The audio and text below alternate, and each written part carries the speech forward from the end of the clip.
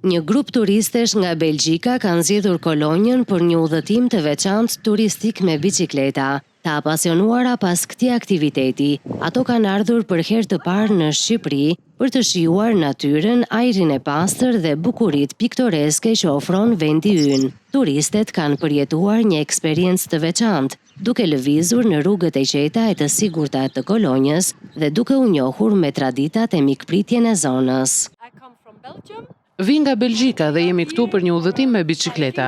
Jemi disa shoqe dhe është hera e parë që vizitojmë Shqipërinë. Është fantastike.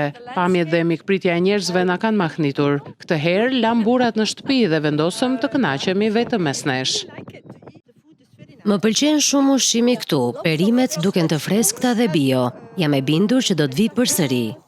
Edhe unë vi nga Belgjika dhe jam pjesë e këtij grupi. Rrugët këtu kanë pak trafik, por janë të sigurta. Po e shijojmë shumë këtë udhëtim.